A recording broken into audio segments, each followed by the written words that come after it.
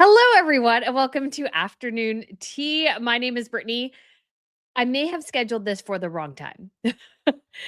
Yeah, it's not scheduled at 3:40. Sorry, it's 3 o'clock. Sorry, I just noticed that as we were getting on. So hopefully more people are able to join us, guys. So sorry for any confusion, but welcome again, like I said, to Afternoon Tea. There is so much to discuss and so many things to, I feel like, get a little bit frustrated by. That's why I decided to make my sign red today. It is red today to display a level of frustration and anger, generally, the state of things. So we do have, of course, Harry popping his mouth off about anti Semitism and anti Muslim sentiment in the UK. Why? I don't know. This guy couldn't even create a podcast about hot chocolate.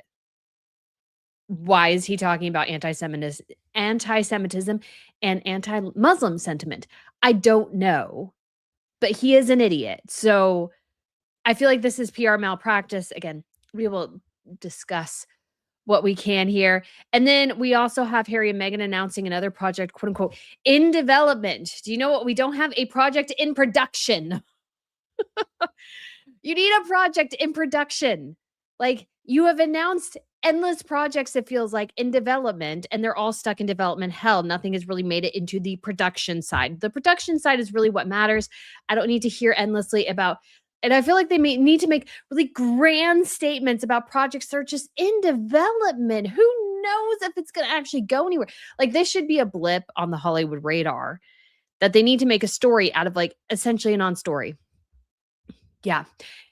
Then we also have Meghan Markle apparently is going to Geneva this weekend to speak at a WHO conference. This was just announced. Why? I don't know. She went to Jordan one time and sat on at a table. She has a failing lifestyle brand and a failing production company, but she needs to speak at the WHO. Like, I think I just have a general frustration with this idiot idea that Harry and Meghan have that they need to be statespeople and that they need to insert themselves into areas that they just have no business doing. It's like, you left the royal family. You have given up this side of your life. Just run a freaking business. Stop doing all this superfluous things. It's like, no wonder you two are failing. We also have Catherine, very exciting, Catherine in Italy. So that is, we should have fun lights then. We'll have fun pink lights. There we go. Fun pink lights. Back. So we'll talk a little bit about Catherine in Italy, what this means, but back to anger red, which is this won't be all the time, but I'm fired up today. The continued absolute stupidity of people when it comes to history, and Sunny Hostin apparently thought, no, Helen of Troy. I mean, there's a whole book called Black Athena, and the Greeks got everything they have from Africa, apparently. Now, I have not read the actual book. I actually reached out to my local university library to reserve a copy because I don't want to give money to bad history, which I think that is. And it comes from this, and I almost want to do a whole YouTube channel on it because it's getting to the point of absolute ridiculousness. This is within the context of Christopher Nolan's upcoming film about the Odyssey and casting Lupita Nyong'o as Helen of Troy, the woman whose face, set sail 1,000 ships, the most beautiful woman in the world. And that's not to talk about her particular looks, but Helen of Troy was Greek. If she ever actually existed. Obviously, she's a somewhat mythological figure, but she could actually be based on a real historical person. We're just not familiar with who that might be. She's Greek. Cleopatra was also Greek. Cleopatra was not Black. She was Greek. And this weird attempt by people, both in the media and academia, and in some circles, to push this DEI agenda, which erases actual history and fills it with DEI fantasy. Of course, civilizations connected with each other. The Greeks and the ancient Egyptians, they traded. But when you come to and look at the actual Egyptian people in particular, they're most genetically related to Coptic Christians in Egypt, because you obviously had the Arab invasions and those sorts of things. So they're Coptic Christians are most closely genetically tied to the ancient Egyptians. They weren't Black. Sub-Saharan Black, that's a totally different region of the world. and a totally different, very little interaction with that part of Africa for most of these ancient civilizations. Carthage was, I don't know who the ancient Carthage. I mean, because obviously Rome salted the ground of Carthage, and so they slaughtered most of the people of the Carthage, but I'm sure some of them survived. But again, I would imagine they'd be most closely related to the people who live in Libya, not the people who live in sub-Saharan Africa, like Sudan and South Sudan. It's just not a factor. Anyways, so we will talk a little bit about the history aspects of things as well, because it does tie into, in particular, European history, which we talk a lot about because obviously royals are tied very intimately to their history, the history of their countries, the history of the countries they represent, and these sorts of things. And so it's, I think, important to talk about actual history, not what we want history to be, but what history actually is. And this rabid historical illiteracy is deeply disturbing to me as a historian, because like some of like the Alexander the Great conquering Egypt, I mean, the Ptolemaic dynasty was Greek. Like, this is not rocket science. This has like been well known. But I think because of a lack of strong history within sub-Saharan Africa, which happens to have more to do with their lack of a historical record, like they just didn't write things down, a lot of the civilizations, they just didn't. So there's not a lot to pull from in a lot of instances, that somehow people feel the need to replace European characters. Now, of course, this was done in reverse as well, because I was reminded of John Wayne playing Genghis Khan. That was bad too. But Lupita Nyong'o playing Helen of Troy, who was Greek. Lupita Nyong'o is from Kenya, sub-Saharan Africa. That is also bad. Both of those things can be bad simultaneously. So anyways, guys, lots to discuss today. So sorry I got the wrong time for you. When I'm setting it up, I set up the times and I changed it to 3, but I must not have changed the minutes. So I do apologize, but hopefully more people will see that we are here. And before we get into it, Lizzie B sent a super sticker, $2. Thank you so much, Lizzie B. Mystica Rose gifted 5 Royal News Network memberships. Why, thank you so much, Mystica. You are so kind. And then we have Carol as well saying, thank you so much for the super chat. $20 here. Catherine's Italian visit was awesome. Love the visit regarding her passion and the reception. Harry needs to shut up. He's the worst kind of idiot, where he is stupid and arrogant and doesn't realize how stupid he truly is. Yes. Yes. It's one thing, of course, to not be as intelligent as other people. I'm not as intelligent as other people, like 100%. I struggle learning other languages. Some people can learn 7. Like if you're an ancient historian of some flavor, you learn multiple languages. I do not have that skill set. I was told even in undergrad, I did not have that skill set, which is true. Although I don't think that professor should have dissuaded me necessarily the way they did, but it was true. I struggle in that way. But to not understand how stupid you are and to be a continued idiot on the world stage, it just undermines your credibility constantly. You're not actually helping yourself. You're just revealing to the world again and again how much of an idiot you are. And I don't understand quite how Harry and Meghan think that's going to help their cause. I mean, and how their PR team thinks this is helping them. I don't understand. Because to me, this is like basically PR malpractice, because part of Harry's PR team's job is to tell him he's an idiot and to shut up. Talk about things you are actually qualified to talk about, which I understand is not a lot. He's not a bright dude. But at the same time, every time he opens his mouth anymore, he comes across as more and more and more of an idiot. And that's just like, it's just not working for him. It's not working for him. Go back to school, actually, have a real job, and then maybe, just maybe, we'll get there. But oh my gosh, so much to discuss there. And Carol also gifted 1 Royal News Network membership. Why, thank you so much, Carol. All right. And I did hear that the screen was frozen. So sorry, guys. Sometimes there may be a bit of a lag, but hopefully it adjusts at some point, because sometimes that happens. But let's go ahead and get into it. So I tried to unfortunately, I wanted to actually read Harry's full article, but I was not able to get access because you had to pay. You could only pay if you were in the UK. I do technically have a working UK address through like a box drop system type of thing, but like I didn't really want to. So what happened was that on yesterday, so I think it actually dropped technically in the very early hours or very late hours of May 13th, at least on the US side. But on May 14th, UK time, all of a sudden it dropped. Harry dropped this article about the problem of anti Semitism and anti Muslim sentiment in the UK. And those are, in some ways, two very different issues. And they are, let's say, they manifest in different ways. And so it's one of those things where Harry is just not qualified to speak on these matters. And he was talking about it as a concerned citizen of the UK, basically. He's like, you don't even live there. And he was like trying to kind of adjust it to or kind of discuss, oh, like what was he saying? Something to the effect of what was Harry saying? Talking about, his time when he dressed up like a Nazi. And so he wanted to kind of like put all these things in like different corners or whatever.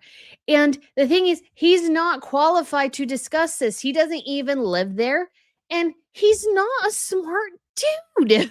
Like, I just come back to he's an idiot. And he's like, he shows himself to be even more of an idiot. And I don't want to say that, but it's like, Ken, this guy didn't even really understand that when he was in Jordan, he was shilling for Hamas. Like, I don't think he really even understood that. And he runs his mouth and he doesn't know what he's talking about. We have heard this a lot that he is not intelligent. Like, this was well known in school. He could barely graduate high school. He had to cheat at art to graduate high school. Now, granted, again, there can always be people.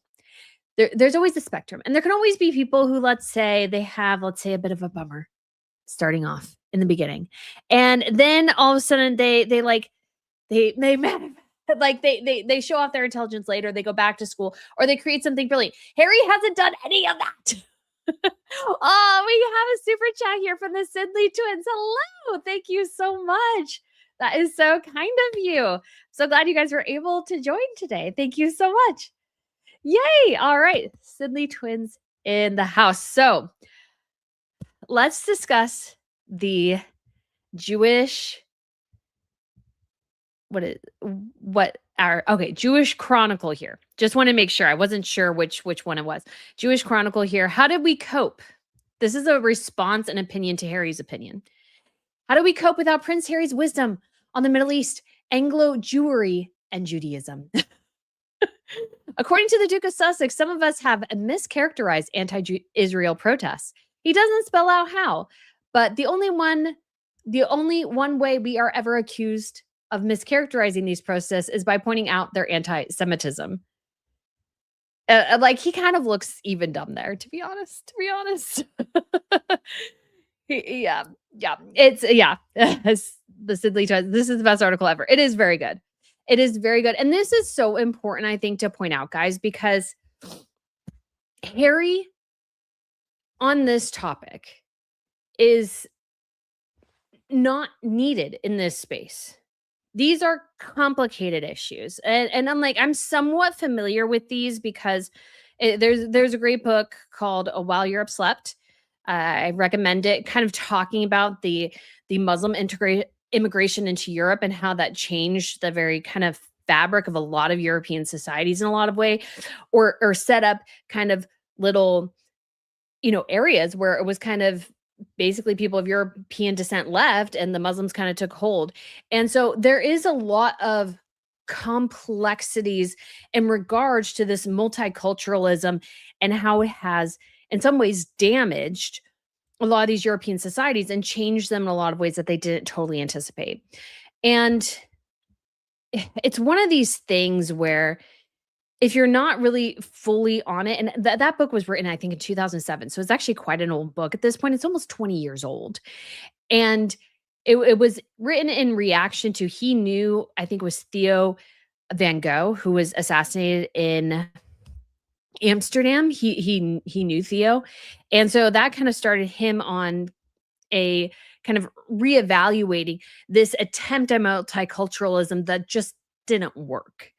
And how a lot of these Muslim groups weren't being fully assimilated because they just didn't even want to be fully assimilated in some cases. And the Jews, of course, have been in Europe since the diaspora, the great uh, Roman conquest in 70 AD. So when the Romans ended up defeating the Jewish kind of revolt there in Jerusalem, what they did in Israel is to try and minimize that risk. They basically pulled a big chunk of the Jews out of Israel and put them into Europe. So that was territory that the Romans controlled. And so the Jews were able to grow their communities in particular cities and regions, and they faced a lot of persecution. So the Jews sometimes would be blamed for something like the plague, the bubonic plague in certain communities. The Jews would be blamed for that. And there was a history, a strong history, a long history of anti-Semitism in Europe. And then you also have in Spain around the time the Spanish Inquisition, I think it was, if I remember correctly. Excuse my history if I'm wrong here, that they forced a lot of their Jews to move out of Spain. They were either forced to convert or leave. And so you have this complexities within these dynamics of, you could say, these three communities, because also the Muslims were trying to invade. They went up, the Moors went up through Spain, got all the way up to Tours in France before they were eventually repelled, but they held huge sections of Spain for a period of years. And then you also have the Ottoman attempted conquest up into I think it's do they call it the Caucasus, if that is the correct word. I believe that is, because we had the Baltics up north, the Caucasus, I think, are down south. So this is like when you're looking at Italy in the boot, and instead of in Spain in that direction in France, you're in all those little countries that were kind of part of Yugoslavia and the Soviets and everything like that. And so the Ottomans were trying to push up into that region for 500 plus years, because I know at least they ran into Vlad the Impaler, because he kind of famously, they came to negotiate with him, refused to take off their turbans, and he nailed them to their heads and sent them back home. So very famous. That was in 1400s, 1500s. So I'm not exactly sure on my exact dates, but you have a lot of the complexities between the Europeans, the Muslims, and the Jews. All of these groups together have a complex history. And so to just kind of go out there and just go, well, we got to address this, we got to address that, we're kind of doing this and that. And it's just like, you don't know. I know you don't know. I know he's an idiot. So I know you don't know all this stuff that I just told you. I'm sure Harry does not know. Has he ever picked up a book? I doubt it. I don't want to be too rude. That's kind of rude. But yeah, Sidley, the Sidley twin says that's why Northern Italians have mostly blue eyes and Southern Italians, like my mom, have brown. Very true. And also, I learned as well, because I actually worked in an Italian restaurant, that white sauce in the north and red sauce in the south, the white sauce sort of represents more wealth and red sauce represents more poverty, actually. So, because red sauce was cheaper to make than white sauce. So there's kind of a divide within Italy that way too, in case y'all didn't know. But there was just so much complex, and we just don't even think about this history. And then this nincompoop is running his mouth and has no idea what he's talking about. And I think Charles this week met with a member of the Jewish community and these sorts of things. And obviously, I mean, I'm not meaning to, let's say, highlight someone, but it is true that the vast majority of terrorist attacks have happened, basically for much of time, at least in the last 100 years, 50 years, maybe. Obviously, you had the IRA in Ireland. This is not to say everyone, but a lot of terrorist attacks were perpetrated by those of the Muslim faith and background. That's just kind of fact. So, I mean, I would, especially towards Jewish communities, again, have been targeted forever. So this idea that Harry's just kind of sitting there going, well, kind of trying to play both sides, but not really having an idea of what he's talking about is ridiculous. So let's get into this article, because I think this is worth this is worth reading. And so let's give credit to the author here. This is from Stephen Pollard. So I'm not familiar with his work. I haven't really heard the name before, but he says in 1939, Churchill famously described the Soviet Union as a riddle wrapped in a mystery inside an enigma. If only he had had Prince Harry, Duke of Sussex, if we're being formal, alongside him to guide him through those early months of conflict, the Second World War might have been all over within a few weeks. And I think that's actually a great kind of comparison and a great highlighting of the complexities here. I think that's fantastic because the World War II was even itself an immensely complicated conflict, especially between the Soviet Union and the Nazis, because originally they had signed an actual treaty agreement. And then it had Hitler obviously invaded with Operation Barbarossa. It was 1940 or 1941. I can't remember which one. Anyways, so they had a famously complex relationship. Then you add obviously Churchill and then obviously the Soviet Union turned from enemy to ally to enemy to ally or enemy to ally, kind of like, there was a lot going on within the conflict. Enemy, ally, enemy. That's it. Because they would have been kind of enemy before, then ally during the war, and then enemy again afterwards. So you have all these factors conflating. And this is, it's actually a very kind of small little bubble we're talking about when in World War II in terms of history, but I think it is a great example of the complexities that Harry's attempting to insert himself into that he just doesn't really understand. And again, I wanted to actually read the Statesman article, but they wouldn't, since I was in the US, they wouldn't let me pay for it. And honestly, didn't want to give them attention for this nincompoop. So anyways, it says, luckily for us, we do have the benefit of his wisdom. Last month, the Duke of Sussex shared his thoughts on Ukraine, Donald Trump, and Vladimir Putin with the world. The world, it would be fair to say, was not as grateful for his insights as perhaps we should have been, given Prince Harry's lifelong study of Central and Eastern European geopolitics and his renowned expertise in diplomacy and stagecraft. Again, this is a history I don't even understand as well as I would like to. When I went to Hungary this year, I went through and I was like, I don't even know who any of these kings are when they reigned. I haven't really even heard their names, but they existed. And there's this whole ecosystem because we concentrate so much in the West, or I guess I should say in the United States and in the UK, on UK history, a bit of France, a bit of Spain. And that's kind of sort of it. We have maybe a little bit of the Netherlands mixed in there because we have King William and Queen Mary. But beyond that, we're kind of a little, I would argue, even myself, very devoid of knowledge when it comes to the history of Eastern Europe beyond World War II. I know World War II fairly well, but I don't know anything earlier than that, really. And there is so much history there. And if I don't know it, there is no way Harry knows it. Maybe that's a peak of hubris, but I feel like if I don't know it, surely that nincompoop has no idea of any of this. And a lot of people don't, to be honest. Again, this is not something that I'm just devoid of, but a lot of people. And so this is just insane. And then diplomacy and stagecraft, this dude can't even have a relationship with his father and his brother. How in the world is he supposed to be a diplomat on an international stage? I don't know. But our cup runneth over. Prince Harry has now turned his attention to the Middle East, to Israel, and to the British community, British Jewish community, indeed, to the very basis and meaning of Judaism. So I'm laughing here, guys, because all of a sudden I'm getting clear in my mind.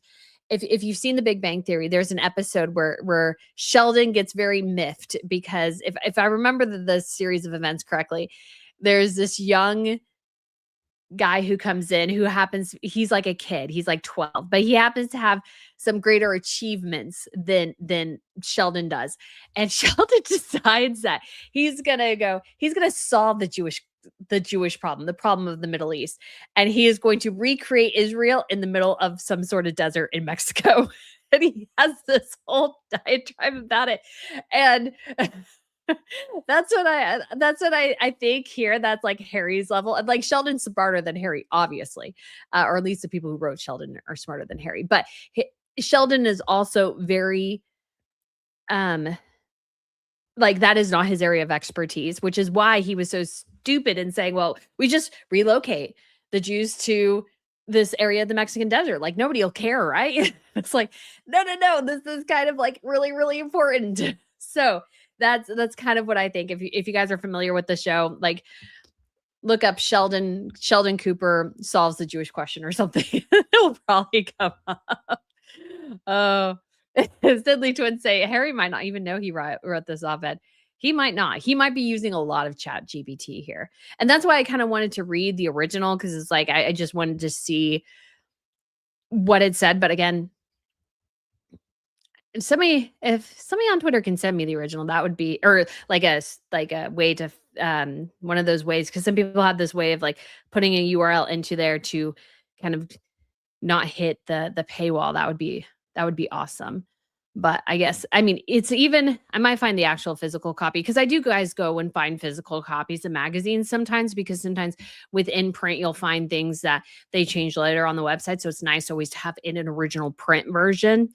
And so if I go to Barnes and Noble, I might look for the New Statesman because it's exclusive Prince Harry on this topic.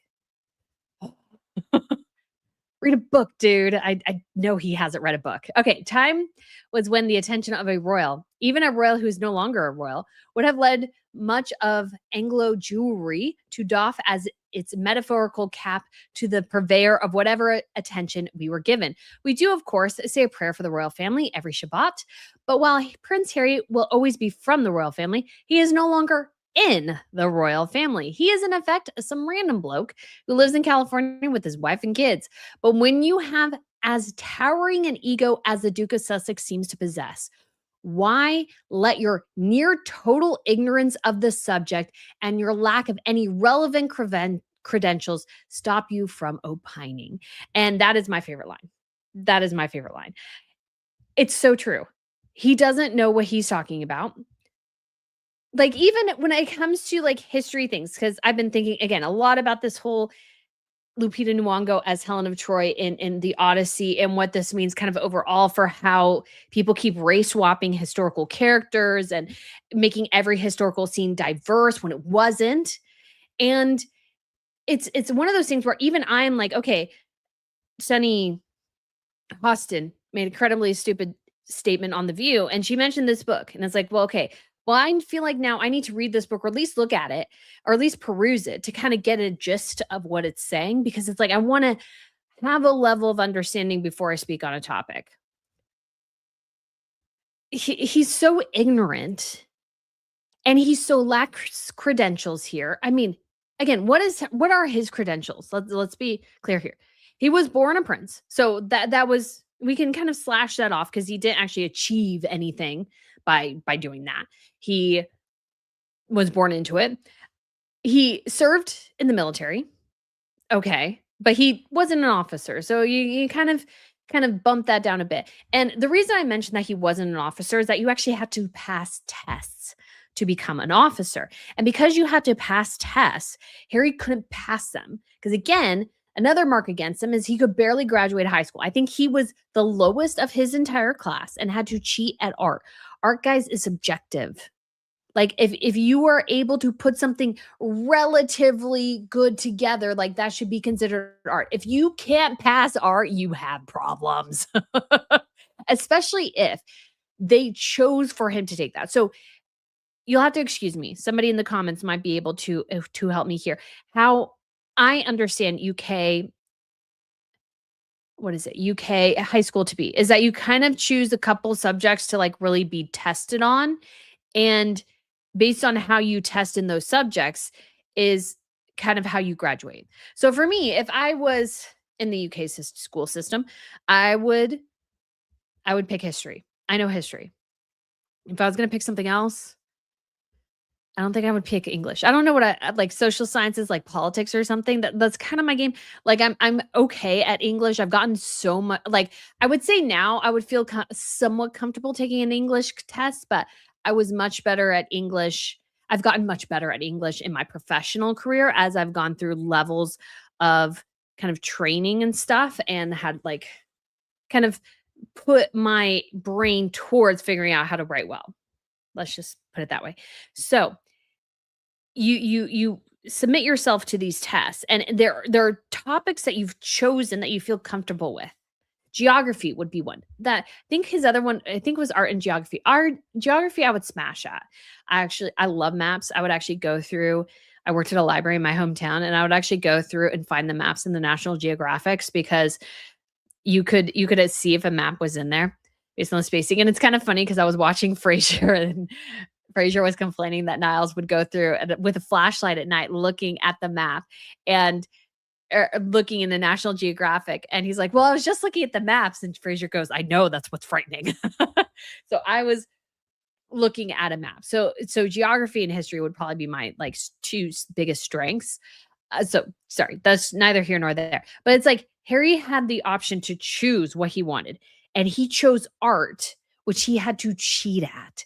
Like, and art's like, I would feel like the lowest hanging fruit, guys. That'd be the lowest hanging fruit. I could also probably do art. I was like, I'm not bad at art. Would I say I'm the greatest? No. Can I technically do art? Yes. And so, like, that would be an option, but it's like, but I can do it. Harry can't do art. And so, like, if you can't even do art, how in the world are you gonna talk about something as complex as the Middle East? Because again, you have to factor in thousands upon thousands of years of history, like actual history. So you have to look at, you know, you have to understand in particular the sort of the Jewish role in there. We have a lot of that from information from the Bible, but you also have to know and understand the Romans, the Persians, the Sumerians, the um, the Greeks, Hittites, Assyrians. Like there's so many different groups, and some of them of which we don't even have anymore. And so you have to know how all these groups kind of intermingled and worked to come into kind of looking at the Middle East, which is just a powder cake. It's always been that way. I think that is from my perspective as a Christian, that is just what the Middle East is always going to be, is a powder keg, because of, I think, that being really the center of where the three major faiths were birthed from was basically Israel. And so Israel has this incredibly important role within world history that people, I don't even think, fully appreciate. And so you have this, again, all these complex things kind of going into each other. And like this nincompoop just doesn't understand any of it. If you went and had a tour in Afghanistan, like that doesn't make you an expert on Afghanistan. Like you played video games in a bunker. Like that's even was your military service. So it's just, as somebody who's read a lot of history and tried to be kind of fairly knowledgeable on the topic, like it's one thing to know what you know and know what you don't. Don't ask me about math. Don't ask me about taxes. Don't ask me anything about that. I suck at it. Like numbers are not totally my thing. Information I can remember. Like information. It was funny because we were actually in our small group last night at church. We were actually doing kind of a bit where we were trying to kind of interpret the poetry of Psalms. And I'm just more like, I appreciate direct writing. I'm not really into very flowery writing. And so, like, at the beginning, I was just looking at it. I was like, I was trying to get my brain to work. I was trying to get my brain to figure this out. And I was like, okay, like this should not be this hard, but like my brain just doesn't work that way. And everybody has something they have strengths in.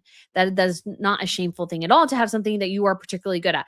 But like but what I immediately picked on was we were doing Psalm 119, and in the first chapter, the first half is more kind of broad in third person. The second half is in first person, or at least the first chapter.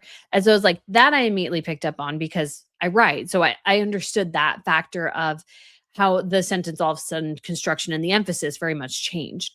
Like if it came to historical things, that would be a factor where I'm like, oh, I can pick up on this and this where other people maybe can't. But man, I had trouble with the Psalms and the poetry factor because poetry, it's just not my expertise. It's just not my thing. So you know what you have to know, though. I think the mark of a mature adult, mark of a mature person generally is understanding what you don't know and being okay with that, and either educating yourself or going, I'm just not going to touch this topic. I'm just not gonna touch it. And that is, I think, so key and critical because if you don't know something, like you even notice it with celebrities sometimes where, they're asked a question of something they don't really know, and the smart ones go, "You know what? I'm just not really qualified to discuss that." Or even if they're asked about politics, "You know what? I don't want to talk about my politics here. That's not the framework." That's kind of like I don't really like to talk really much about politics here because politics is not the framework of what we discuss unless it's, Donald Trump's directly talking to somebody or we have Keir Starmer and King Charles, but I don't like to get too much into the politics because that's not what we're talking about here. But Harry is dumb and he doesn't know how dumb he is. And what's shocking is that his PR team continues to help him push this idea that is only lunacy, that somehow he needs to be a statesman and talk about these particular topics, which he has no bearing talking about. And he is not a statesman. And I was like, well, you just guys announced yesterday too, the same day. You're putting up this op-ed about anti-Semitism and anti-Muslim thing. And then you're announcing that, oh, we're working on a movie. And then Megan's going to the WHO to talk about, I don't know, all of this stuff is just like, what are you guys trying to be? You're trying to be everyone and succeeding nowhere. Just focus on your business. And as your business grows, then you might be called in to discuss matters. Because you know what happens? You know why people call Elon Musk, Bill Gates, Jeff Bezos, other people? They want money, number one. That is a reality. They do kind of want money. But the other thing is that they've achieved a great thing. And when you've achieved a great thing, people want to hear from you because you've accomplished something. Growing a business from nothing into a billion-trillion-dollar corporation, that is a huge level of achievement. That has nothing to do, I mean, maybe being born into a fairly wealthy family can contribute to some of that, sure. But, a lot of those people, they're just ruthless. They're just hard workers. They have an understanding. They know how to negotiate and they know how to have a level of diplomacy because you have to at that level to achieve in business and to kind of, they're kind of the modern day conquerors, businessmen in a lot of ways because they're conquering their competition and sometimes they're ruthless. Like Bill Gates was notorious for being absolutely ruthless in his youth. And there's probably an aspect of that that's still there, but like all those men, they're called upon, people ask them to do things because of what they have achieved. Harry has achieved nothing unless feels the need to talk about topics which he has no business discussing. And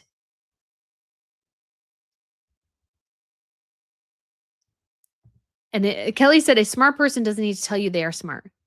That's so true. They don't need to tell you, but Harry feels the need to try and I think convince us that he's smart or intelligent on these topics and he's just a joke. And so the article goes on to say, and so today he has written an article for the New Statesman on the Middle East, Israel, and British Jewish community.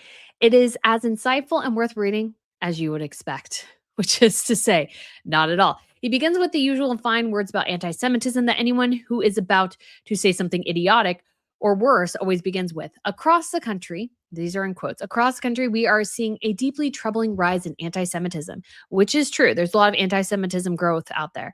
Jewish communities, families, children, ordinary people are being made to feel unsafe in the very places that they call home. That should alarm us, but also unite us because hatred directed at people for who they are or what they believe is not protest, it is prejudice. Recent incidents, including lethal violence in London and Manchester, have brought this into sharp and deeply troubling focus. Indeed. But he continues, we have long seen how legitimate protests against state actions in the Middle East does not exist alongside hostility towards Jewish communities at home. Then here comes the but. Just as we have seen how criticism of those actions can be too easily dismissed or mischaracterized. So Harry's kind of stupidly here trying to play both sides. He's trying to play both sides, and these are complicated things. These are complicated issues, and you can be someone who believes that, let's say, you can largely believe I do. Let's just take me an example. Here's my thought process on Israel. I believe that Israel is a special country in a lot of ways because of biblical history. I think it's profoundly special. I think as Christians, we're called to have a special relationship with the Jews and understand who they are and pray for them and these sorts of things. And because obviously Jesus was a Jew. I've never understood anti-Semitism, especially from the Christian side. I was like, well, Jesus was Jewish. What are you people talking about? But there is a movement within Christian community that wants to say, I don't know the exact terminology. You'll have to excuse me, but there is. I've seen Kirk Cameron speak about this. That somehow within the church that Jesus and his sacrifice somehow means that the church now is God's people and it's no longer and the Jews are no longer God's people. That somehow we now have become God's people. And it's like that no, no. No. God's people are still God's people either way. Like Christians, we would be considered Gentiles. That's what Christians are called within the Jewish faith would be Gentiles. And so that's how they call those outside the faith. Or let's say more the ethnicity of Judaism, or if you are Jewish, that's more particular. Because obviously there's Jews who don't practice Judaism, but Jews obviously do practice Judaism with a handful of people who are converts. And so when you're looking at all that, I don't think the new church that has come supplants Judaism, because that would mean God would have left his chosen people, which he wouldn't do, because that would mean he doesn't keep his promises, and that's obviously not true. And so there is a growing kind of anti-Jewish movement. And so that's important to discuss. And some people take it when it comes to Israel, even though obviously Israel has a special role, that doesn't mean the government of Israel is perfect. That doesn't mean it's absolutely like a perfect system or anything like that, because obviously in a world where sin exists, we are all flawed. Every government is flawed, these sorts of things. Even if you appreciate and want Israel to remain a country and neutral and where it is and these sorts of things, you obviously can as well dismiss that the government doesn't always do what it's supposed to do. And so when it comes to that, there's actually an interesting story. Nicholas Kristof of the New York Times wrote this week. I haven't actually read the article, but it was interesting because it was labeled an opinion piece. And it was about this allegation that within like that Israel was like, I want to say, and you'll have to excuse me because this is obviously very grotesque, but it's claiming that a lot of Palestinians have been sexually assaulted by the Jewish government, basically in one form or another. In particular, dogs have been used, was the allegation within the publication. And I'm like, I just don't think that's true. And he's getting a lot of heat for it. And it's very interesting that they published it under opinion rather than in a different manner. Nicholas Kristof Sidley Twins asked the dog thing. Yeah. It's total lies. I don't believe it at all because again, unfortunately, this does have to delve into the realm of faith because you cannot separate faith from Israel in many ways. But there is, because faith plays a huge role within that whole context. But because again of what I think is kind of just this historic, I would argue, spiritual battle between the forces of good and evil, there is a kind of an evil side that wants to destroy anything the Jews or Israel does. And it's just you could just obviously tell the angle. You can obviously tell this just doesn't make sense. It's not true. Israel is not a perfect country, but would I rather, let's say, live in Israel than live in Palestine? Yes. Do I think I would be treated much better in Israel than I would be in Palestine? Yes. Do I believe that Israel, as far as it can, is having is fighting a war that oftentimes the other side, the Palestinian side, Hamas side, actually uses human beings as shields and then cries when people die, the shields die, basically. Yes, I think that's true. And so you have to factor that all into anything you hear on the situation with Jude, that there is, in addition to an actual physical fight going on, there's a spiritual battle going on as well. And it'll always be, because there are obviously, I think, forces of evil, I would argue more in the spiritual sense, against Israel, that they will perpetrate and perpetuate lies in order to serve their agenda. And so this is, again, so much going on here. It's so much going on. And this nincompoop talking about it is just, I like, mm, I mean, I can call people up right now if I wanted to, people I used to work with who have actually been in Palestine and have served in those regions and stuff, in Gaza and those sorts of things.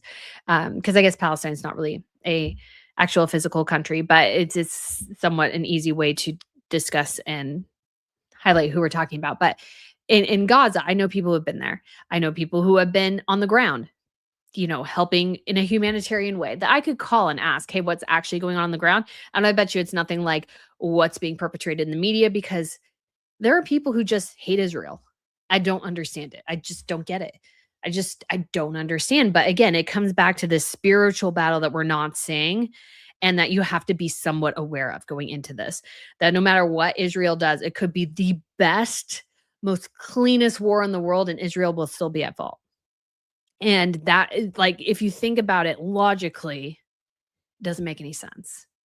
But this comes from prejudice, not logic. And so that's just so important to understand.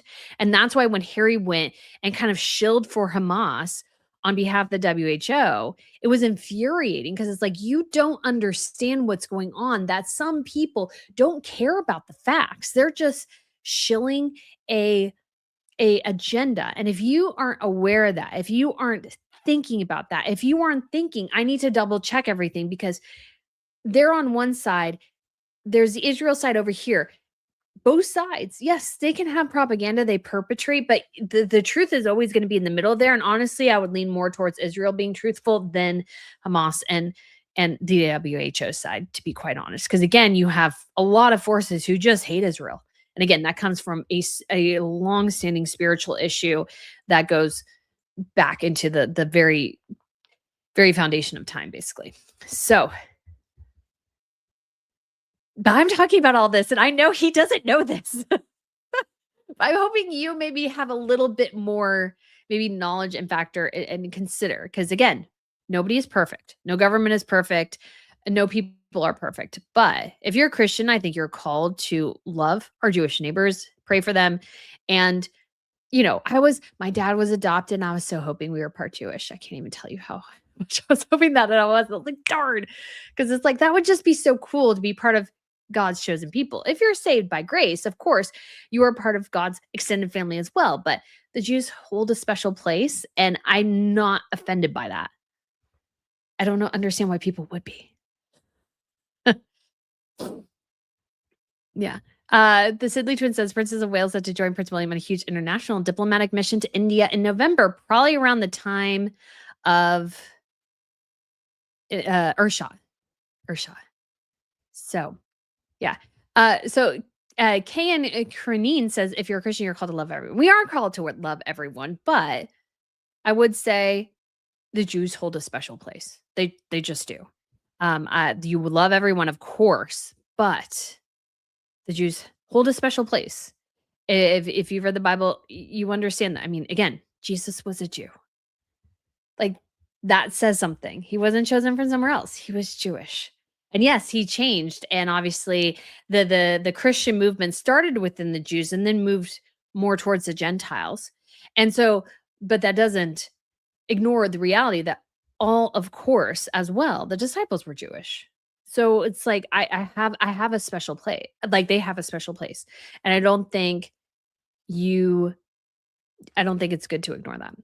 So, but that's, again, those are my thoughts. Not everybody will agree.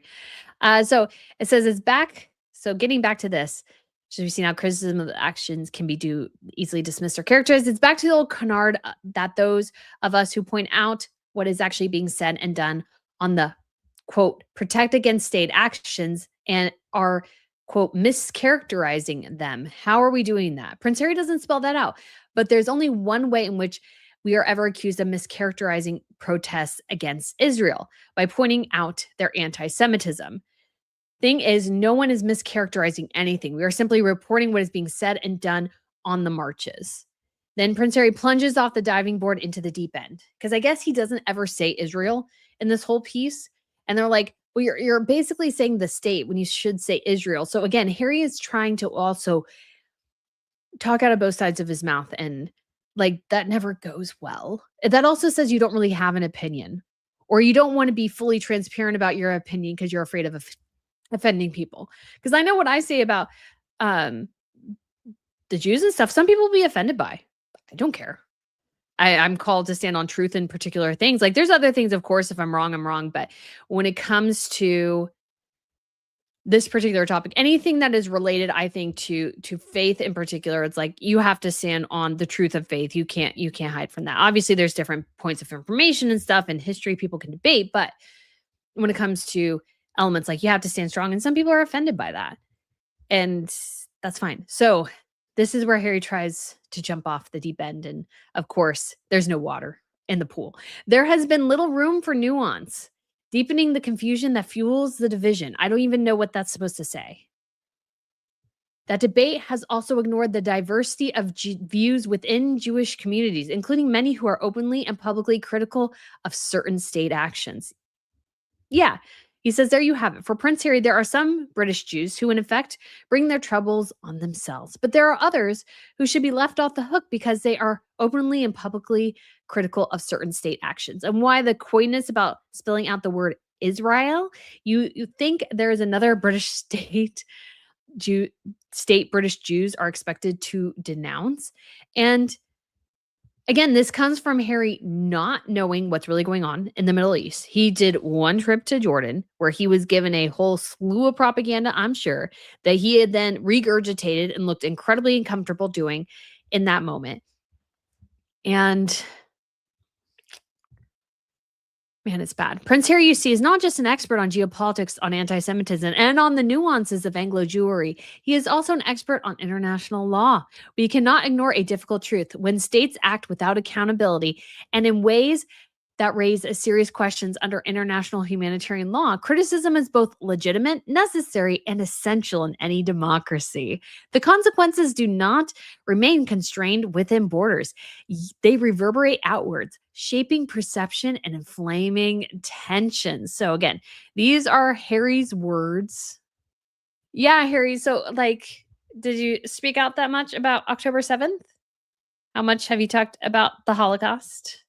How much have you talked about, again, the centuries of anti Semitism? I'm sure I don't know the history of anti Semitism in Britain, but I'm sure it exists going back again centuries because, of course, the Romans were up into definitely into Britain by the time of the diaspora in 70 AD, because, of course, Julius Caesar conquered at least parts of Britain or helped conquer parts of Britain. And so, yes, you can criticize any democracy, but also Israel has the right to exist. It has the right to protect its borders. And unfortunately, this is a reality of combat, which people just don't even really talk about anymore, which is that combat and war is ugly, ladies and gentlemen, and innocent people die. That's just the hard truth. That's it. You could try to do the best you can, and you will still fail. People will still die needlessly. That is the price of combat. It's an ugly one. And so if you are Israel and you're looking and you see you had this Hamas invasion on October 7th, you have children, elderly, women, men brutally assaulted, killed, murdered in all sorts of different horrific ways, hostages taken, and this country is on your border, you have the right to protect your border integrity. And I think you have the right to say, you know what? We're not going to let this happen again. And we will deal with the fallout of people not agreeing by securing our integrity on the border. And there was suggestions at some point that, hey, maybe we can take the Palestinian people and put them in a refugee camp in Egypt, or maybe take them in Jordan, or something like that. All those countries rejected that idea. They hated that idea. Nobody wants the Palestinians. Why? Because they're kind of a violent group. And they have been fueled in violence for years and years and years. Do you know how successful the Palestinian people could be if they just decide, yeah, we're just going to get along with Israel. We're just going to work and do like the normal thing that most people do, and they would be fine. They would have been massively more successful than this violence.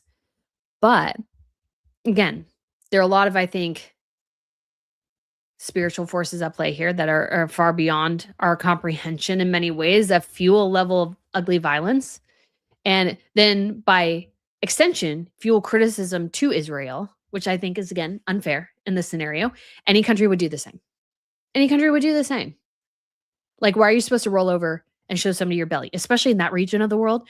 You're talking more about a tribal region of the world. Like, there is a philosophy, I think, especially in certain sectors of the West, that treat diplomacy as an intellectual exercise or an academic exercise. It's like, oh, if we could just, talk to them and get everybody to agree, this is going to be great, right? No, it's going to be wrong. It's just not going to work. And the reason it's not going to work is because there are, again, so many factors at play here that don't facilitate, I think, strong and good relationships. And there are people out there who just want to kill you, and they don't care. They don't care how lovely or amazing you are, or how, you're giving them a great argument. Like, they should just love that. No, they'll just kill you. They don't care. There are certain places in the world where the value for human life that we have in the West, which is a result of Christianity, does not exist in other corners of the world. In part because of the faiths they follow, in part because of other cultural facets, but they don't see a value in certain lives. They don't even see a value sometimes in their own lives. They're just fodder for the greater spiritual war they think they're fighting. And so that's very frustrating and something you have to understand. So, and then what is accountability here exactly? Like, how are you supposed to hold Hamas accountable? I mean, the only thing you can really do is kill them. And so that's kind of what Israel is doing. And, like, I don't understand what he wants accountability, and and what do they need to be held accountable for? Again, war is ugly. Like, unless it's completely egregious, innocent people are going to die based on decisions made by generals, by troop leaders, by those sorts of things. It's just reality. That's just like, you just have to understand, and you have to make decisions knowing there will be casualties, and like, you have to live with that. You have to live with the reality that your decisions mean people die. That is what any leader of any country has to understand if they're going to take on that role. That no matter what they do, people are probably going to die. And that's terrible. It's horrible. But you can't prevent every casualty. You just can't. And that's just incredibly important to keep in mind, that there are no easy answers here. There are no easy answers. I wish there were, but there's no easy answer here. And so I do want to point this comment out here, because this is good. Important topic. I would love to know who is behind this, totally out of Harry's ability and attempt to analyze, to offer an analysis. Yes. And we should talk about that, because that's my question too. Who is putting Harry up to this, or who's telling him this is a good idea? Because again, if you are a responsible PR person, you look at this whole situation and you say, no, we're not doing this. You just don't really know what you're talking about, and that's important. So the Sidley twins gotta go. Thanks for the fun, informative chat. I'll watch their last later. Why, thank you so much for tuning in. So glad you guys were here. So glad. And so that is, I think, the critical question is what's going on. And so maybe I'll try to answer that real quickly here, but yeah, we probably should try to finish this. But it says, is Gaza that's leading to attacks on British Jews? Of course, nothing to do with naked anti-Semitism. It's all a response to Israel. We're back to denouncing Israel or getting what you deserve. And so I think what he's pointing out here is very important, is that sometimes people like say, "Oh, well, it's just, the Israel state. It's just Israel. That is why people like it's Israel's decisions. That's why anti-Semitism is on the rise." It's not really just Israel. It's just a general, again, going back thousands of years, a long history of anti-Semitism. And we've seen it ebb and flow. And unfortunately, it is 100% on the rise. And it doesn't have as much to do with Israel, but the overall, again, I think a spiritual hatred towards the Jewish people that results from, I think, again, the broader spiritual warfare going on, which we don't see. But it says, boy, oh boy, are we lucky, because Prince Harry is not just an expert on geopolitics, on anti-Semitism, on the nuances of Anglo Jewry, and on international law. He is also a Torah scholar who can tell us what is and what isn't Judaism. Writing of Gaza, he decrees the onus falls squarely on the state, not an entire people. Such actions have nothing to do with Judaism. Now, like, I would say in a way that's, no. He's conflating too many things because, yes, obviously, you can't control entirely what your state does. Donald Trump makes decisions I think everybody disagrees with from time to time. Some people love him. If you love him, that's great. But if, not everybody will agree with him all the time. Some people won't agree with him any of the time. But, even those who, let's say, voted for him don't agree with him all the time. That's like a bare bones basic perception to say, thing to say. But it's like, if he's saying it's not about Judaism, but Israel is intimately linked with Judaism. You can't avoid, yes, Israel is in many ways a very secular state, but its foundations, its central everything is intimately tied to Judaism. Like, that's why they're there. Is because the Jewish people are from Israel. Like, it's all intimately tied. So you can't, of course, separate Judaism from the hatred of Israel, or the hatred of Israel from Judaism. Like, they go hand in hand. So, Shemai-nonides, how have we coped until now without the insights of Prince Harry? Abraham Lincoln famously remarked that it's better to be silent and be thought a fool than to speak and remove all doubt. Indeed. Prince Harry is a fool. He's an idiot. And when it comes to this, what is behind this? Honestly, guys, I don't know if I could fully tell you what is. I think there's a desire, again, to try to give Harry a job because he's kind of given up on life in a lot of ways. And I don't think he knows, where to go. And so he's kind of trying to find, a fit. And he's like, well, I'm going to be a statesman. Because, the whole thing, if you look up the Statesman article, it's kind of funny because it's in the Statesman. He calls himself a humanitarian veteran and mental health advocate, guys. And he starts off the article. Oh my gosh. I have spoken about the consequences of a world in which outrage outpaces humanity, where fear and division are amplified faster than truth, and where people are too easily reduced to categories, identities, or opposing sides. What concerns me now is how dangerously that same moral blurring is taking hold across Britain. Okay, I have spoken. Is anybody are we supposed to keep track of everything he says or something? What?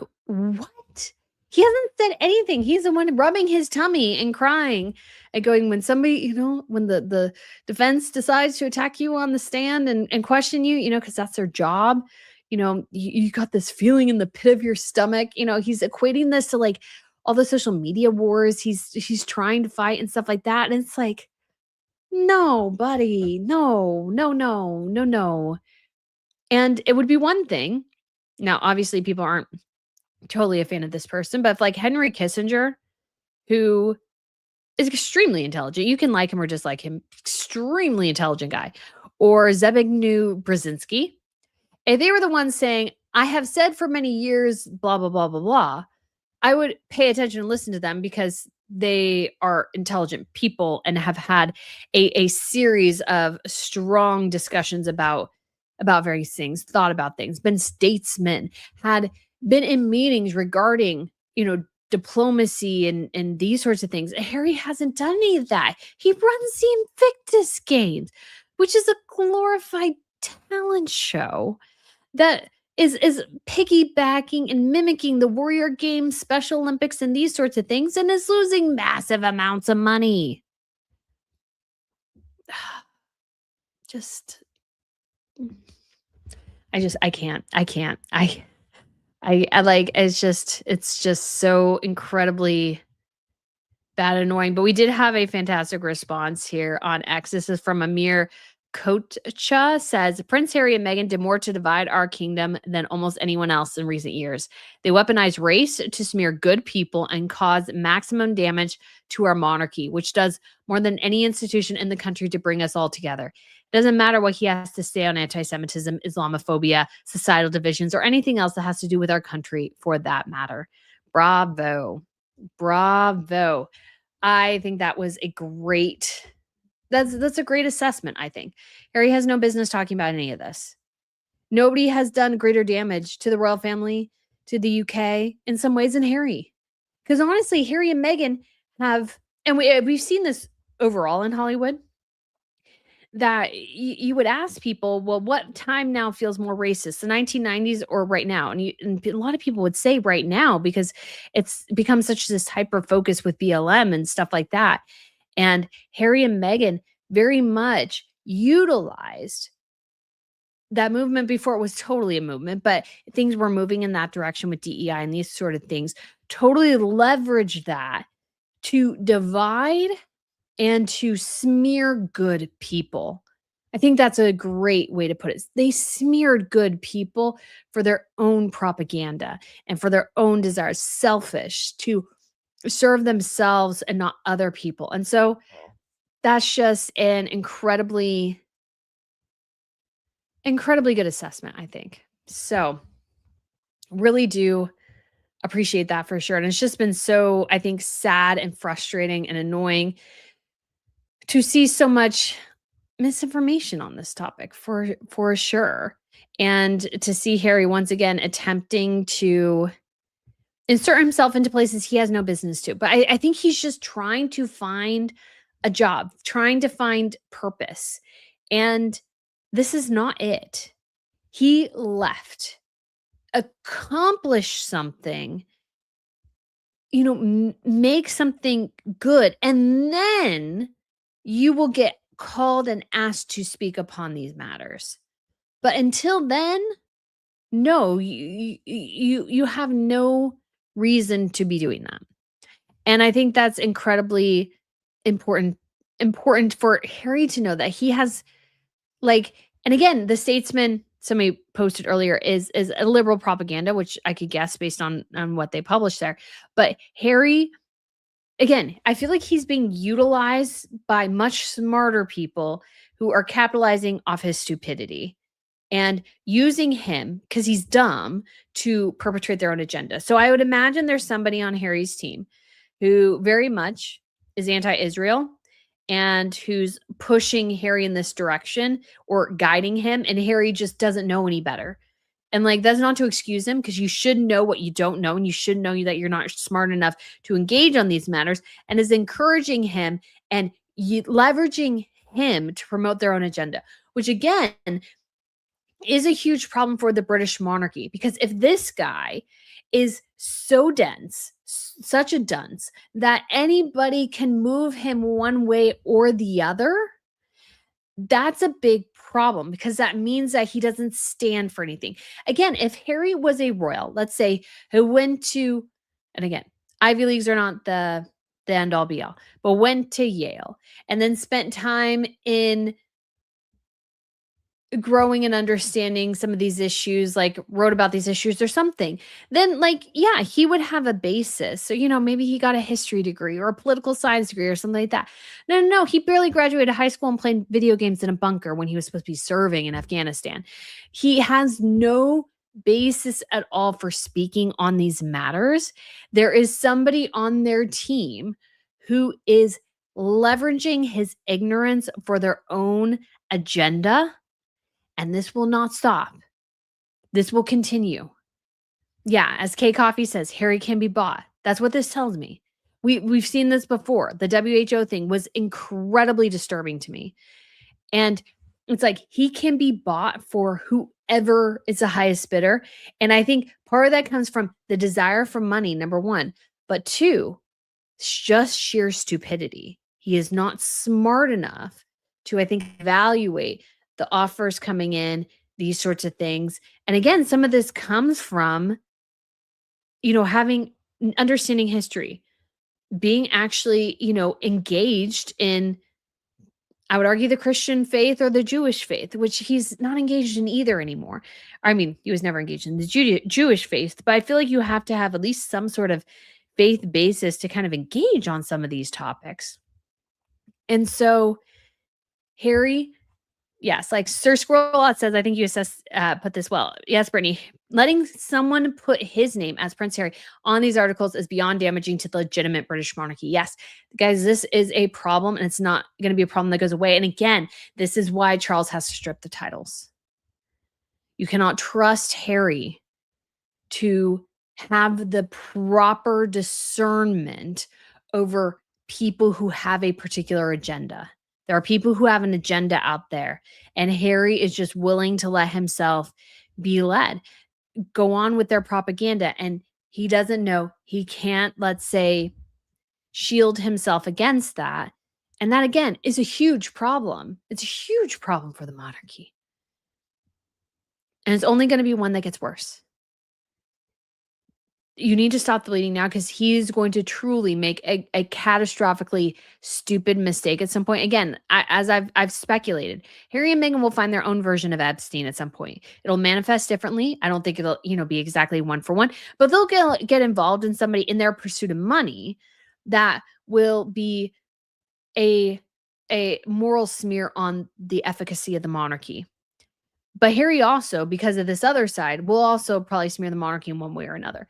And so I think that will be incredibly disturbing. Oh, so we do have confirmation, Carol said, of Catherine will join William in Mumbai for Earthshot.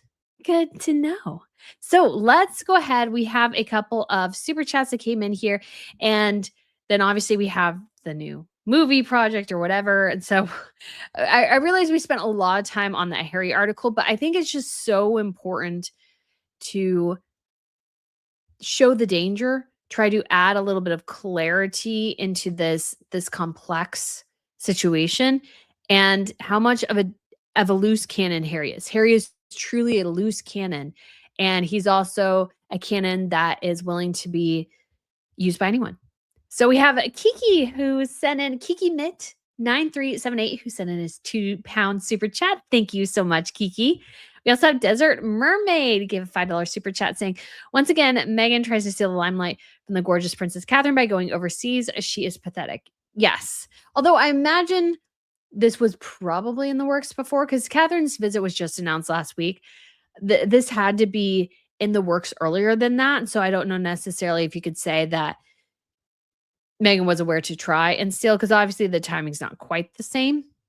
But again, it goes along with Harry too. Why is Meghan speaking on any of these matters? Like, you were a paralegal on Suits. You have a failing production company, a lifestyle brand that's failing, a kind of crappy Instagram. Like, what makes you qualified at all to speak on on behalf of the WHO? But again, this goes back to an overall problem Harry and Meghan, well, in particular, Meghan has had from the beginning, is that she's not particularly an accomplished person, and she's not particularly a hard worker. So what she does is she pays up the wazoo for PR to make things happen for her, rather than things actually like organically happening for her. So most of the things that have been happened with the channel guys have been organic. So the sponsorships have been organic. And a Lucia relationship has been organic. And so Meghan, though, I think she asked probably to be a part of that event, or she asked, hey, can I speak somewhere on behalf of something? She asked to go to the Balenciaga show. She wasn't invited. She asked. And I think that goes back again to Meghan's overall problem was that people really aren't calling her and really don't really care. And so they she constantly has to try and find something to do to kind of justify herself and to make her seem again like a statesperson, kind of like Harry. But there's nothing wrong with them not being that. Just because you have a title doesn't mean you need to run your mouth all the time and try to look important. Like nobody cares. And honestly, the people who go to those conferences, like the Davos and stuff, are like the actual kings and queens. The people who have actual impact on things. Like she's just there, much like her husband. To I guess she's also shilling for Hamas. But Diz fan, thank you so much for the super chat as well, saying couldn't help but think as while I listened to King Charles's speech to Parliament, it's just me, or has the UK gone way to the far left since Starmer was named Prime Minister? Yes. So Starmer is Labour Party, very liberal, and he is facing some challenges, but I'm not well informed on the intricacies of British politics. I just do know there were questions on because Charles's challenge with reading the statement from government is that yes, the government is the one who makes the actual policies, but Charles is the one who kind of almost in some ways has to be some of the public face of the policies. And he's the one who has to read the speech, which he didn't write, which reflects the government policies, which he may not agree with. And also is like, hey, this might hurt my reputation to be seen like I'm agreeing with some of these. So he had a very tight rope to walk. I haven't had time because, just generally lots going on. Haven't had time to fully investigate that, but that's been a problem for him as well. So Diz fan, thank you so much for the super chat, said as well, or has the UK gone off track of what it means to be British since exiting the European Union under Theresa May, Boris Johnson? So this is a great question. Kind of goes back to what we talked about with kind of the challenges of having the mass influx of Muslim immigrants into the UK and other parts of Europe, and that they generally don't want to assimilate. And there does seem to be a hatred. I would argue it comes more from the left side of the political divide than the right, who just kind of wants to wholly embrace this diversity thing at the expense of its own culture and heritage. And that's what I think Keir Starmer and other Britons of his ilk in some ways are like, is that they don't like, they want to be seen as loving everyone. We got to support everyone, all of these things. Da, da, da. But at the same time, what you end up sacrificing generally is all of Britain, because you're now all of a sudden focused on this like one minority group. Well, we got to make the Muslims happy. But, really at the end of the day, I think the British government should say, we stand up for Britain and British culture, and you assimilate or you don't. And if you don't, and you want us to, let's say,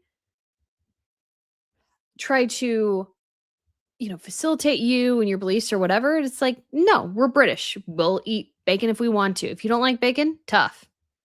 You got to deal with bacon. I think it's, obviously, I know obviously Jews don't like bacon, but the Muslims are against it as well. Or like when you have to, in certain points, I've seen, complaints that Muslims have made about British people eating during times of fasting. They're like, well, we're fasting, so you shouldn't eat anything because you're tempting me. And it's like, well, the answer there is, sorry. The answer is, well, you're living in Britain. If you want to live in a country where everybody is fasting, there are several in the Middle East that'll take you. In Britain, we don't fast. So suck it up, Buttercup. That's just sort of response. But not everybody's like that. And yeah, Coastal Angel says Japan put the message out to assimilate along with other countries. Yeah, you either assimilate or you don't. The United States is such a unique country in that we are a melting pot, and that's sort of how we are established. And so basically, every culture can find its home here one way or another. But a lot of people like do assimilate because it's kind of easy to. We're a fairly laid back country in a way, and we don't have, let's say, as strong a cultural heritage as our European partners.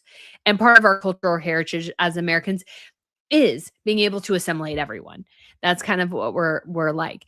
And so I don't think Europe is necessarily like that, nor really should they be. If somebody wants to move there and really work to assimilate, that's awesome. But, if you're Belgian, be Belgian.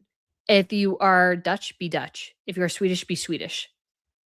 This desire in some, I would say again, more on the liberal spectrum, far liberal spectrum of the political divide, want to push this idea of, oh, we're just going to accept everybody and we're just going to constantly change ourselves to facilitate and get this new part of the country to, or this new immigrant force to like us, I think is a mistake. You stand firm on your culture. And if they don't want to assimilate, if they can't, well, that's on them and they can either stay or leave. That's it. All right. So Harry and Meghan have a new project, ladies and gentlemen. Prince Harry and Meghan Markle are developing a feature film adaptation of the Afghan war memoir, No Way Out, the searing true story of men under siege for Netflix. The book follows British Major Adam Jolette's command of Easy Company, a unit of Paras and Royal Irish Rangers tasked with defending the district center of Musa Kala in Afghanistan in 2006. Prince Harry, who served 2 tours in Afghanistan, playing video games in a bunker during his time in the British Army, will produce alongside Markle and their Archibald Productions scripted content head Tracy Ryderson. So, number one, this is actually an important distinction that I pointed out in addition to Tom Sykes, but it's in development. They are developing. So what does this mean? Like, this thing is not even off the ground. They've secured the rights to the book or whatever, but I think the rights probably actually reside with Netflix, but it's just in development. They don't have a script. They don't have a writer. They don't have a director. They don't have actors. They don't have anybody there. And we've had at this point like a series of like projects that have been announced with great fanfare as in development. Are they in production? No. What does in production mean? Production means that they've hired everyone for the actual production and they are filming or about to film. Or in the process, once they've reached post, they'll say post production or whatever. We have yet to reach a project really that's in production. And with these scripted projects, you will hear of an in production because they have to announce and people want to announce who the director is, who the writer are, who the actors are, and these sorts of things because they announce it on like IMDb and stuff like that.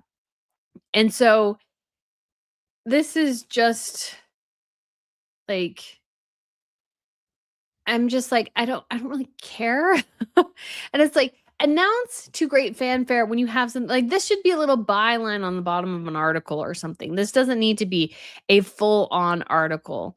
I mean, it's not, let's say, it's not super long because I mean, there's obviously like nothing to report on Variety, but it just seems dumb that we even need to have this announced at all because there's nothing here. And they've done this a lot at this point. They've shared a lot about stuff in production or in development that never reached the production stage. Meet Me at the Lake, that project's now 2 years old. We have no word about a script, a director, a shooting date at all in that, a shooting in terms of actual, shooting for the production. We have nothing like that. We have the wedding date, nothing there as well. Like, there's a whole lot of nothing. And again, you can see this, and it's interesting to see this in reflection of the kind of Meghan has these 4 famous women friends that won't let her fail. And one of them, of course, is what is his Nicole Advent, who is Ted Sarandos's wife. And one of the things about these things that it just kind of never gets off the ground, and they kind of keep announcing these things. And I think they do that to, again, keep Harry and Meghan on the hook for the divorce or for a big royal scandal. Like, they kind of want to keep them there. I would bet you, like, again, I don't know this for sure, but I would bet you, like, Harry and Meghan pitch things and Netflix is like, sure, but has actually no desire at all to press the go button. They just kind of let them languish. And I think they do that because They want to keep them on the hook for the possibility of something bigger down the line, not that they actually really believe that any of this stuff will actually make it to shooting. I don't think any of this will actually ever be in production or shooting or in post-production or anything like that. I think this will all be just nothing. It'll be a whole big nothing burger again. And we've had a lot of these at this point, and it's looking increasingly bad. And it's looking increasingly bad that you're constantly announcing things and nothing ever seems to move. Now, granted, again, things take a while to figure out, but there's a lot of directors too. I mean, again, I have issues with the upcoming Christopher Nolan project, but Christopher Nolan announces a project, it goes into production, it shoots, it's in post-production, they're screening it, then it's gonna go into theaters. Like, he announces something and then he doesn't. There's a lot of people who announce things and then do it. I don't think there's a ton of people who constantly announce things and never do anything. That's just, I think, an increasingly a bad look because it looks like every production gets stuck in production hell. And again, Hollywood's losing a lot of money, and so Netflix might be perfectly fine for Harry and Meghan to twiddle their thumbs and try to look at something. But if I was Harry and Meghan, I would not, especially as green as they are in this area, which is film production and these sorts of things. I would not, in the slightest, say yes to another project without getting one project into production. If one project is not into production and not finished, like they should be doing they should announce one project and move it through all the way, then announce another, or at least move it until it's 3/4 of the way done, then announce another. Because at this point, again, we have at least 3. If you count Polo, that's 4. 4 things in production, or sorry, in development, 0 production so far. That's a lot of projects. We also had Pearl that was in development, never went to production. I'm sure there were other things that we even didn't get announced and never went into production. The only things they've produced so far have been crappy documentaries. And the thing is, too, they're really bad storytellers, both of them, because Harry was bad with Heart of Invictus when that should have been very compelling and it wasn't. Polo was also not very compelling at all. And they don't have a good eye for story and storytelling and these sorts of things. And so with the scripted content, we haven't yet to see a scripted content piece, but I just don't think it'll go very well. And I actually did forget because I don't think most people picked up on it. But guys, Cookie Queens actually has a release date. So if you didn't know, let's see. Because they released a trailer for it. I mean, honestly, it looks kind of cute, but honestly, as well, like, I don't really care. Let's see. So that's not it. They released official documentary. Maybe it's this. Yeah, August 7th, guys, is the official release date for Cookie Queens, in case you didn't know. And they weren't really part of any of, I think, a lot of the production. I think Meghan had probably some say in how things turned out, but not a ton. And also, like, this is 2 projects now where there were 2 projects where I don't think Harry was attached to them at all, but Meghan has to be attached to his project. I'm like, it's maybe even Netflix knows he's dumb. And so it's like, well, at least she somewhat knows something about the industry instead of him who's just dumb. Okay, so we do have that there. I don't think that'll go anywhere. Again, tell me when you're into production. Don't keep announcing stuff in development because it just doesn't look good after a period of time if you're not getting anything into production. So those are my thoughts there. But we can talk very briefly. I think Catherine's trip overall, guys, was went extremely well in Italy. She was like kind of welcomed, and it ended up going, I think, incredibly well. So we have this little bit here. She's talking about Bob the There's a Builder. popular character called Bob the Builder, and he has a philosophy of reduce, reuse, recycle. And you embrace that here. Something as a mother, I So she feel did go to can Italy to do a find lot out for more us to about learn how to they're stack our minds. impacting young people. So she follows the environmental philosophy of Bob the Builder, apparently. And so we got obviously UK and Italy. Posted some pictures as well. And just so much attention to this, I think, has been really, really exciting. And I think so many people, I love how she learned how to make pasta. And it was funny because some people compared it, obviously, Meghan attempting to make pasta and With Love Meghan. And so I think that looked amazing. And so hopefully, and this is a nice time as well, guys, to plug that if you are interested in hanging out with me and other people who enjoy talking about royals, we do have an upcoming trip to Italy where we will also, ladies and gentlemen, learn how to make pasta. So I think that's going to be quite fun.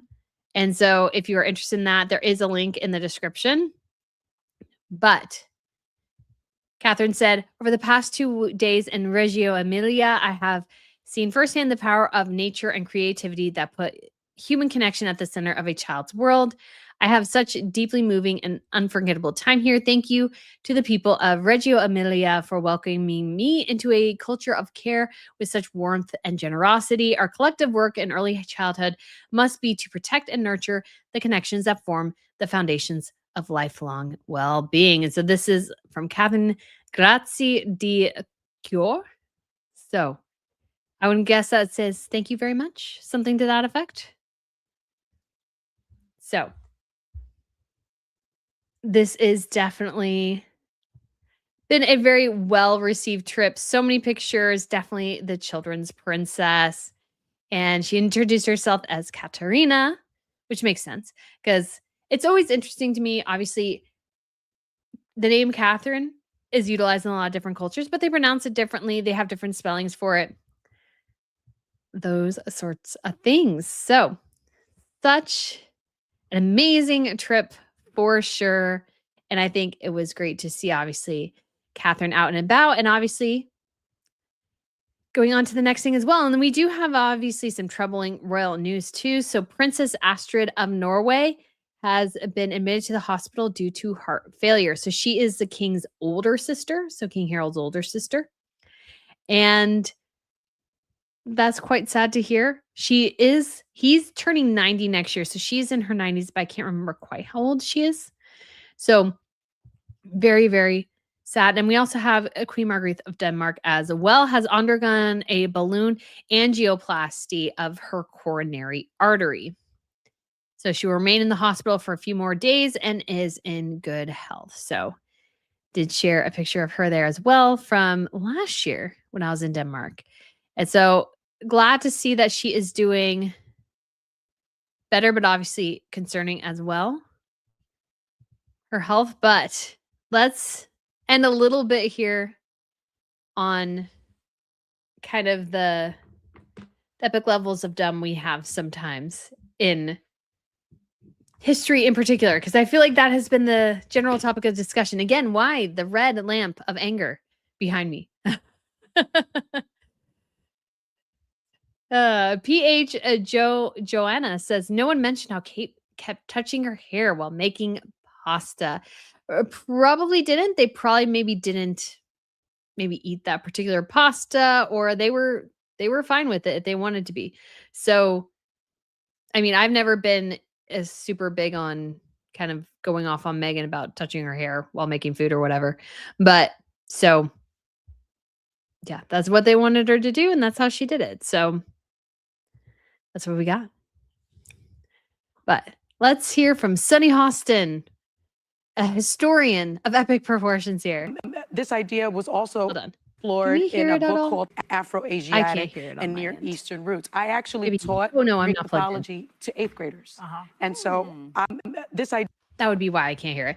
But anyways, because we do need to get to the chat here. She basically says that if you think Helena Troy cannot be Black, you don't know history. Sunny, yeah, no. She was Greek. She was Greek. To say otherwise reveals yourself to be a bit of an idiot. And I think, unfortunately, that is far too many people. Again, the whole Netflix Cleopatra was black is just simply not true.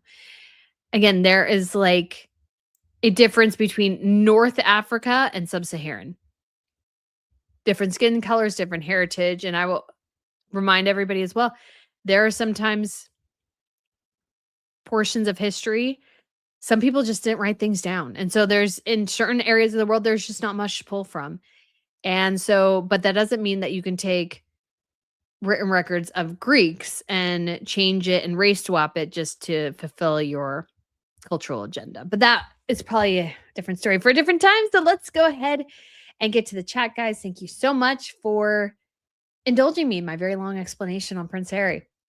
That was a fun for sure. Princess Goose says, we don't know much about sub-Saharan African history. Can you imagine if a historical movie was made, their history would play? Yeah. I mean, there's definitely stories, but there's certain places where there's just no written record.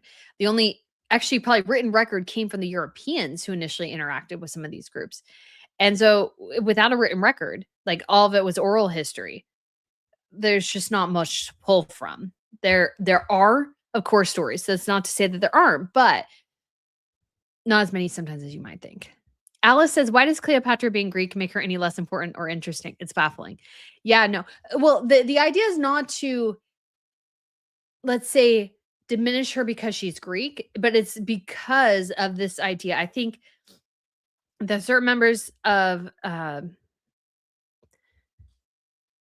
those who are ethnically African, but let's say oftentimes aren't in Africa. So in that case, it was an African American on the Netflix documentary, and others want to, I mean, they say that people whitewash history. It's almost kind of blackwash, that they have to push this idea of Africans being more, and I mean sub-Saharan Africans being more engaged in certain historical circumstances than others. And like, not to say that people didn't trade or barter and those sorts of things, but especially geographically, if I remember correctly, because of the Sahara Desert, like a lot of people didn't go beyond the Sahara Desert further south. And if those tribes, often they were, let's say, very what's the word I'm looking for? I can't think of the word I'm looking for. But we're talking like hunter-gatherers. We're talking very, very basic societies. Not that they didn't have value, but they were exceedingly basic. So while, because it mattered a great deal, did you have arrows or did you have muskets? Those were big deals. Did you have cannons or did you have, slingshots you could throw? Those are all big deals. And so you have this situation where people, in an effort to try to make up for the lack of history of sub-Saharan Africa and the lack of stories, decide instead to plant those who they like to identify with within stories where there was just no context for sub-Saharan Africans. And so it's just unfortunate because it's diminishing historical truth. It's confusing people who are not very intelligent. Yes, you have to, in order to make a historical epic play well on screen, you have to take liberties. I am fully understanding of that. I'm not going to be one who nitpicks, oh, you didn't get that armor exactly right. You didn't get this right or that right. But I had a moment where I was like, well, I guess if the character really, the actor really embodies that character, I'm like, oh, maybe it's fine or whatever. But the more I think about it, especially the more pervasive it becomes, it's like, no, unless they were somebody from maybe the Moors or maybe some other group, there would be no Africans in the court of Empress Catherine or Tsar Catherine the Great. Like, there would be no Africans there. There would maybe an ambassador from Persia, I'm sure, as some other states, and probably maybe an ambassador from some sort of African state that has at that point had an ability to be a large player within that field. But like, other than that, there would be no one. And that's not to say there weren't other people of color, but like it's particularly seems like it's always people of African descent that they really push into various productions. And it's just not true at sometimes. And I think it again goes to this idea of minimizing and trying to make every European context diverse when it wasn't true. It's like, let's celebrate. If it's a series on the Vikings, they should all be white. Why is it a problem if they're white? If you're talking about the Vikings, they were historically Scandinavians. Scandinavians are white. Usually, sometimes among the palest. Like, why is that a problem? Because if you were setting this in Korea or in, let's say, Kenya or in, Saudi Arabia or Persia or something like that, people would be upset if they tried to make it diverse then, because it only seems to work one way. It particularly seems to target European history. Specifically, European history must be de-whited, or I guess in some ways, or must be made diverse. Other places it's fine, but you must diversify European history. And it's like, why? Just love European history. It is what it is. It's a historical fact. Why are we making things up? Why are we race swapping constantly? Why is Anne Boleyn black? She was white. It would have been really odd if she was black. That doesn't mean there's not black women now in Britain, and that's great. But she was white. And why should it offend you if you're from Britain, no matter what your skin color is, that Anne Boleyn was white? Because she was white. It was kind of like that complaint. It's like, oh, British balcony, too white. What else would you expect them to be? I'm sorry. But historically, for the vast majority of British history, it's been white people. Why is that a problem? I would expect in a country like Kenya, for most of the people from Kenya to be black. I don't have a problem with that. Why do you have a problem with that? And that's a big question.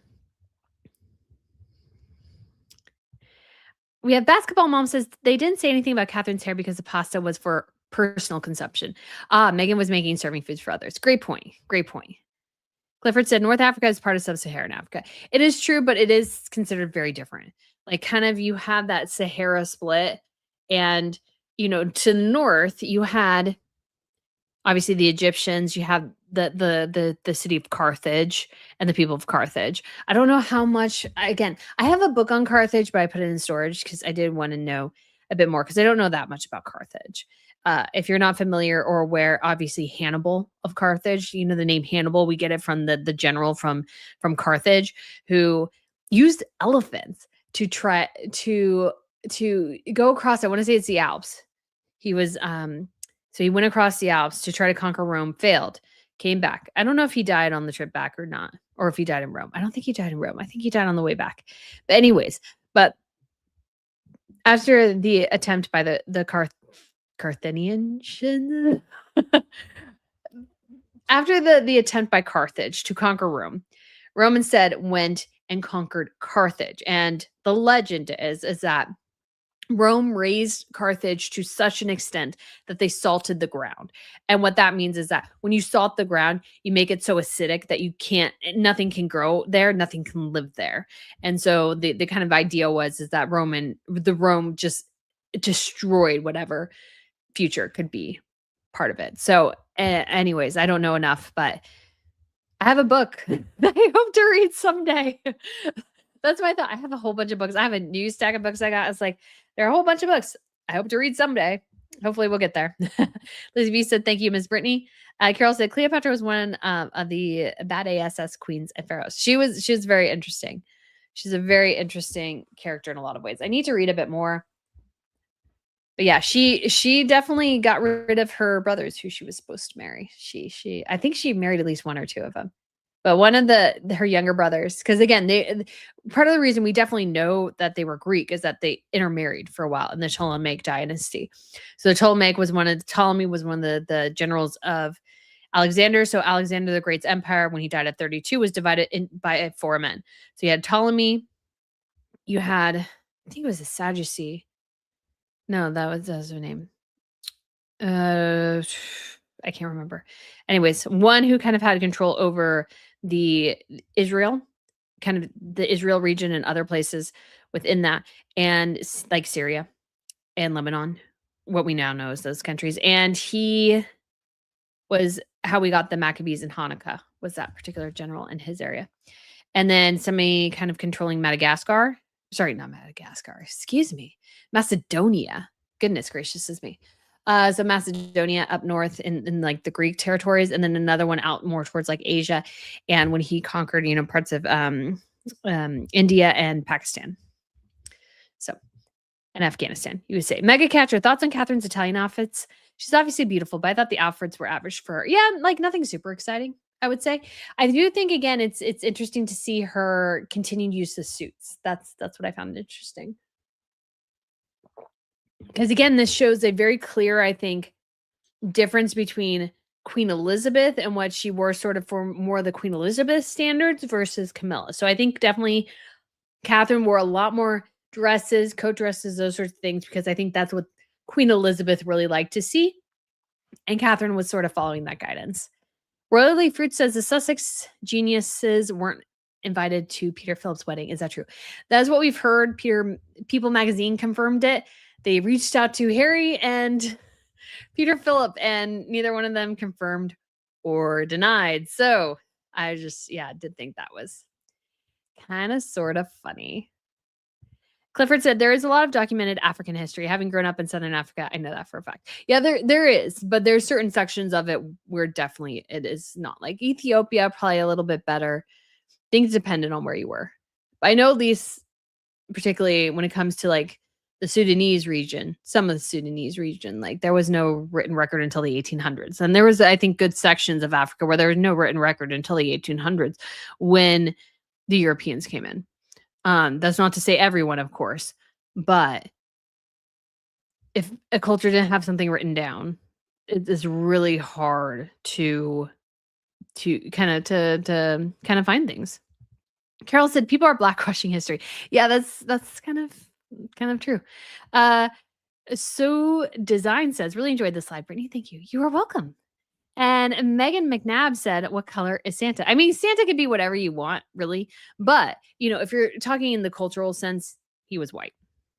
That's where the legend came from. So if you can have it whichever way you want. I don't think that one's a particular kind of hill to die on, of course. But if you're talking about the historical figure that obviously of St. Nicholas, he was, I'd say he was white, but he was probably more Middle Eastern, if that's the region he was from. Eric Sania says Santa is white. Alice says they cannot have it both ways. Either anyone can play anyone, or we can have a white actor play Mandela, or stick to reality and match actors to truth. Very true. You can't go either way. So K Coffee says, is anyone else losing sound? Brittany's going in and out, and I'm not sure if it's my device. It may be me somewhat, but I do not know. Eric Stania says Jesus is white. Well, he's Jewish, so yes. But like, it was funny because somebody was kind of arguing that. It was like, well, Jesus was it white or something weird like that. I was like, well, he wasn't black. We know that he was Jewish, so most likely he had darker complexion than I did, brown hair, brown eyes. That's more likely. Not saying that's for sure, and that's mostly how he's depicted. Like, I've never really seen him depicted as a blonde hair, blue eyed guy. If there's somebody who does that, I haven't really seen much of that. And I would go, no, that's not what Jesus looked like. I think Jim Caviezel.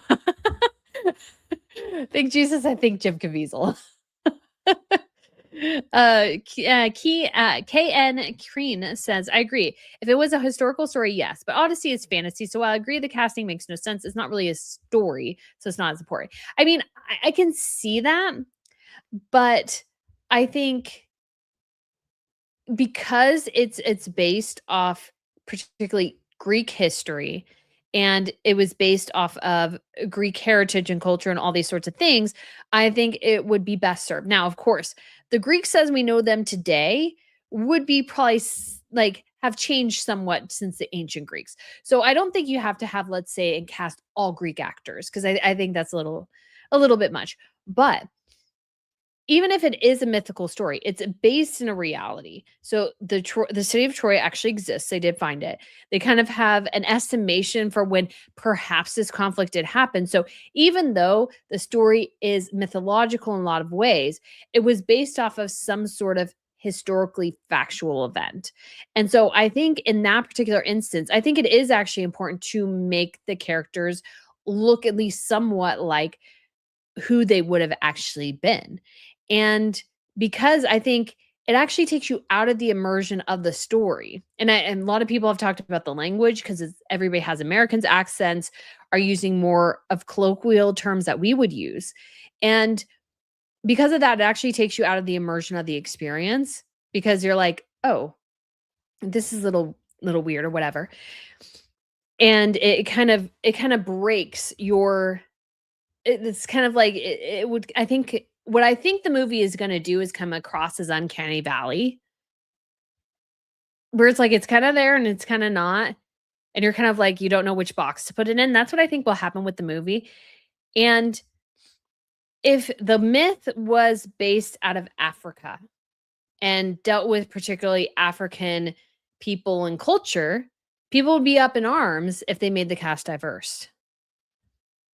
I think this was an instance where you stick to the Greek heritage and find people that would be roughly Indo-European. I think that is the appropriate look to go for. Like, you don't want anybody, let's say, maybe too Nordic or something like that, but you go for that because that's where this story was based. And there's nothing wrong with appreciating that. And I think it's gonna take people out of the story, especially like Sunny Hostin going, "Well, Helen of Troy, she could have been black." No, she couldn't have. She was Greek. She was 100% Greek. And so that's just, again, really, really important. And yeah, so Royally Fruit says it's absolutely unfair to try Ryan Gosling as Nelson Mandela or Leonardo DiCaprio as Muhammad Ali. Why always are the ones who have to shut up? Yeah. Uh, Bobo's Rue says, I agree. It's sad the way Hollywood is pushing something politically incorrect and ignoring history. Rewriting is not good. Yeah. Carol said, just like Mulan or Tales like Aladdin come from other cultures and should be respected as Chinese and Arabic cultures. I agree. Don't have any issue. Marjorie says, we had a series with the black actress playing King Henry VIII's wife, Anne Boleyn. It tanked, but the casting was spot on. Yeah. And again, the casting might be spot on, but even if the person can play the character, it doesn't fit. And if you want to take it to the realm of being purely fantasy, and there's certain fantasy contexts where you can maybe cast diverse, but the reality is, guys, diversity in the way we have it as America and that exists more in some European societies now and these sorts of things is not actually how most of humanity has actually lived. People did live largely based on their cultural identity. And that's not necessarily a bad thing. And I've been listening to some people talk about, especially there's been a lot of talk of, the Rings of Power, which is Amazon's attempt to kind of utilize Lord of the Rings to capture some of maybe the Games of Thrones audience or whatever.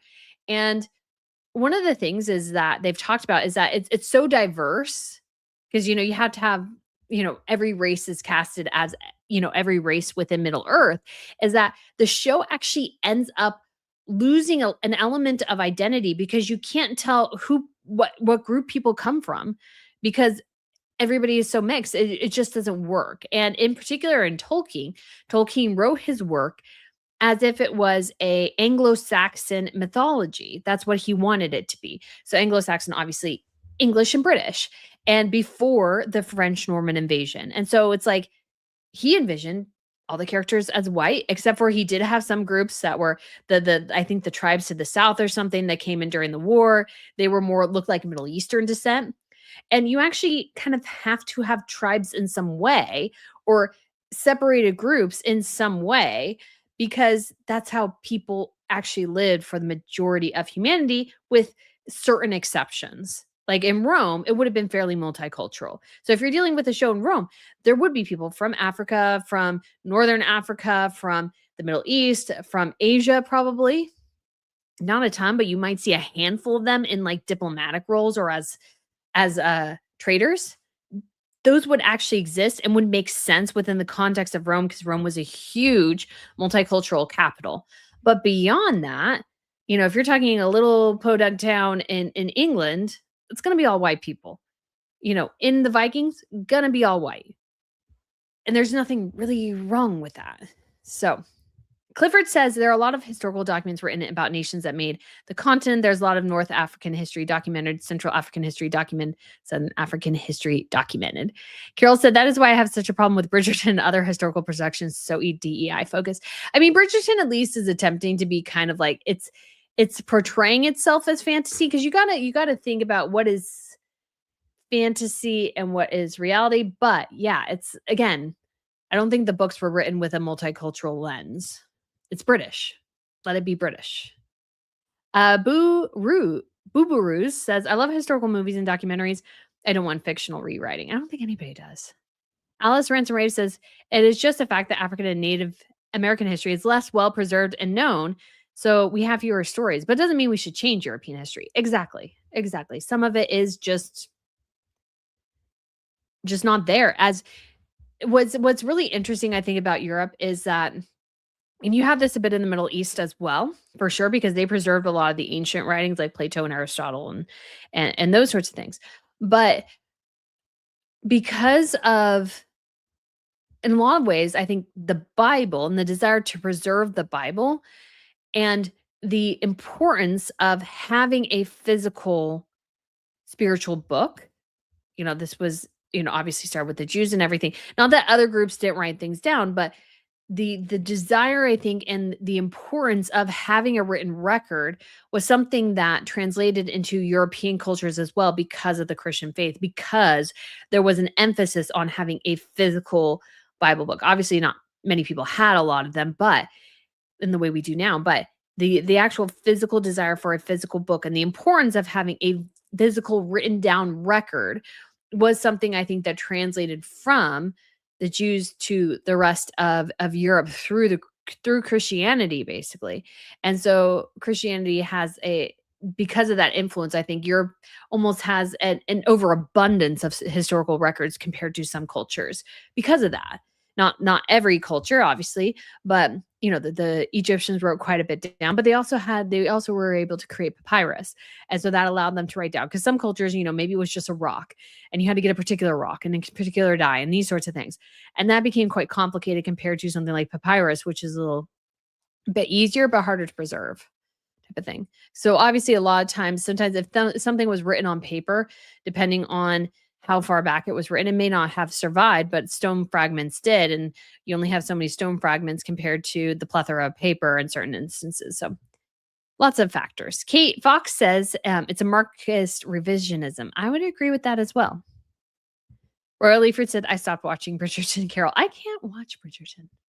Like, it's just not my thing. Kristen M says, late to the live, did Brittany cover Harry and Meghan making the Afghan War documentary for People magazine? I did. So I just said, let me know when you're actually in production and something. Stop announcing development stuff. It's just obnoxious. Clifford said, you're confusing what is lefty society woke who are just wanting to change history. Hamlet was not black. Eric Sania says, yet they have a audacity to say this. Princess Goose said the harshness of life in sub-Saharan Africa made it hard to have the time to stop and write things down. They didn't travel like the Europeans and Asians did, where we shared science and food. Yeah, very interesting. I mean, there was a lot. I mean, and Japan was quite, obviously, they explored a little bit, but not much. They were very isolationist. Koreans, I don't know exactly that much about their history, to be honest. Chinese obviously attempted to go out and then decide, you know what, we're just going to isolate over here in our corner.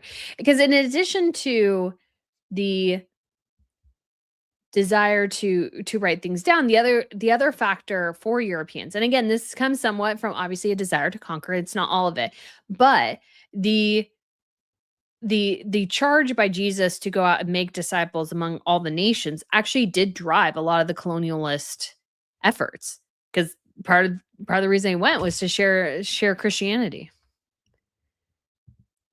Tracy Smith says, how stupid would it be if they put a white guy playing the main character in Roots?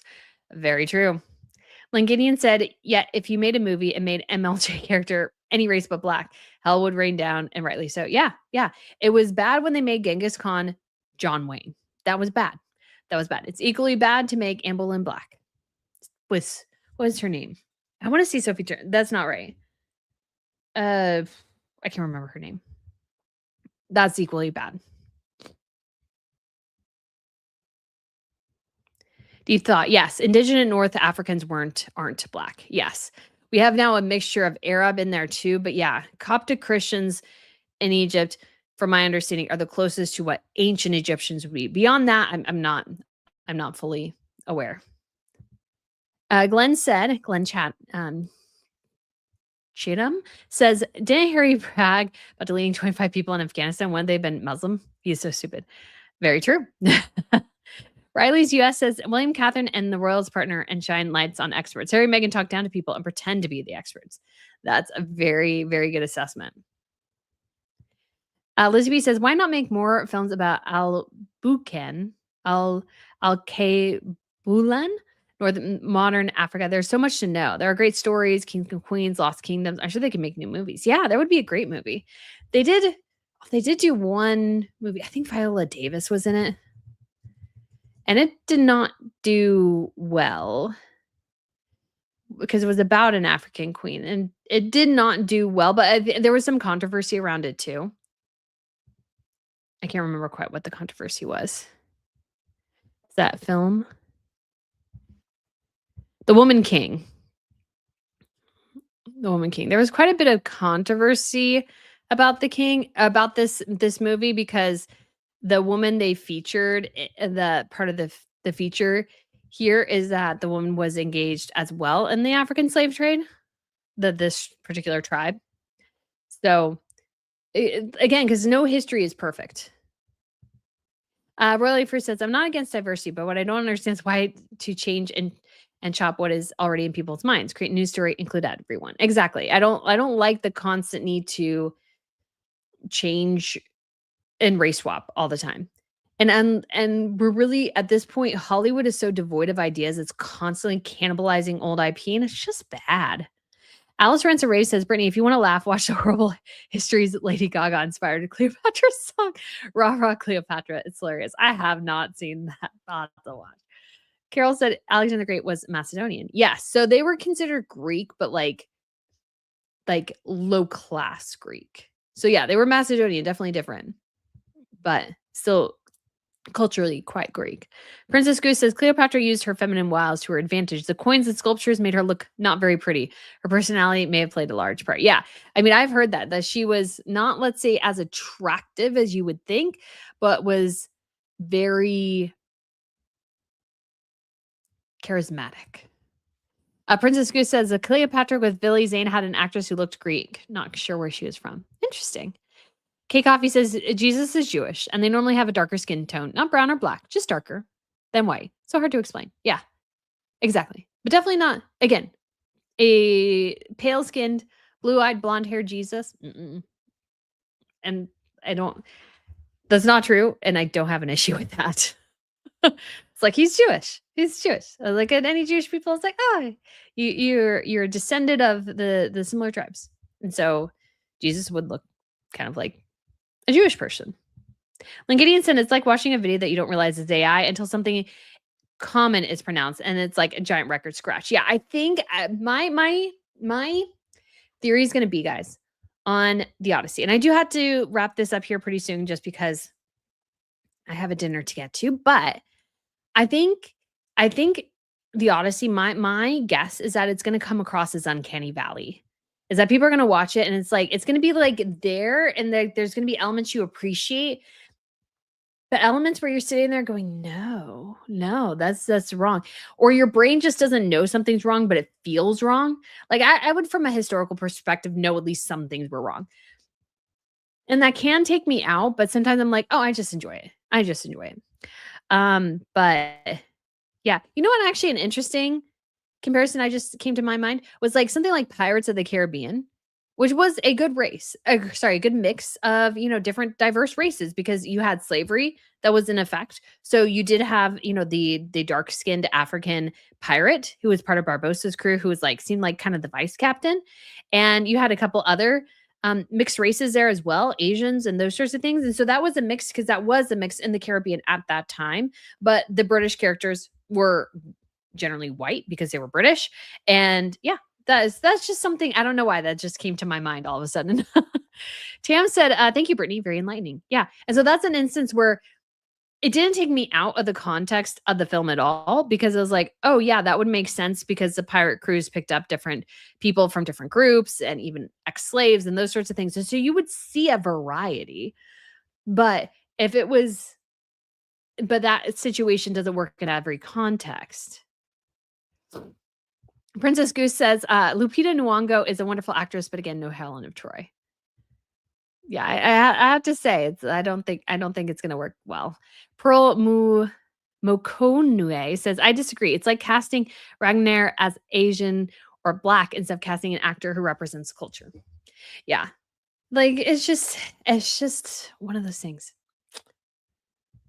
Yeah, Princess Goose says, I agree, Brittany, about the Bible being written down helps spread of Christianity because it's something that can be read to their own interpretation. Well, not just Christianity, it just kind of increased the cultural desire to write things down.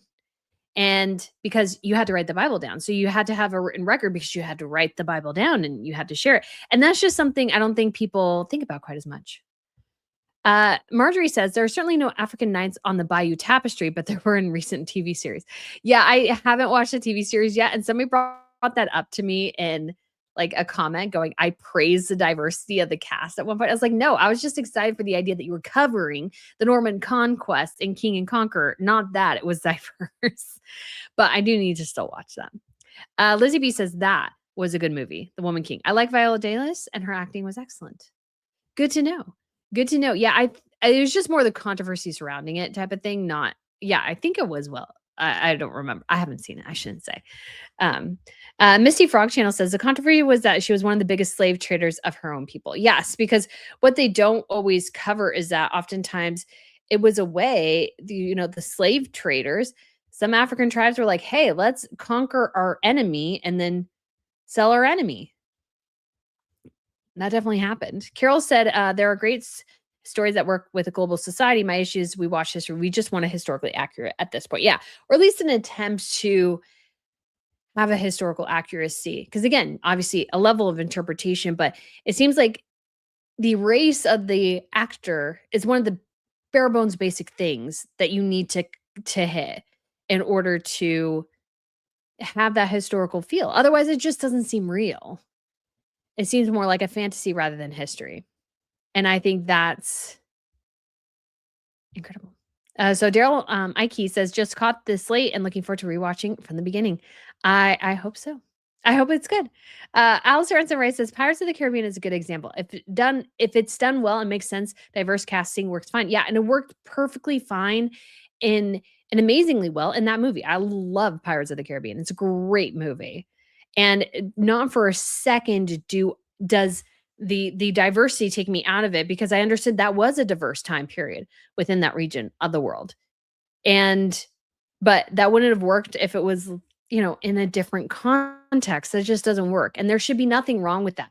When you're casting for a historical film, get people as historically accurate to the characters as possible. Yes, maybe a movie on Genghis Khan, it would be hard to find enough Mongolian actors who speak English to, let's say, hire every character who has a Mongolian descent. But I would say try the best you can to find a Mongolian actor or somebody of Mongolian heritage to play Genghis Khan. And Genghis Khan, of course, was huge. Like, I've been to Mongolia, guys. Genghis Khan is like literally everywhere. There's a Genghis Khan museum, a Genghis Khan statue, multiple Genghis Khan statues. They love Genghis Khan. And I understand why. So it's one of those things, guys. So thank you so much for tuning in. I hope this live stream made sense. I hope we made sense. I hope we learned something because it's always good to learn something.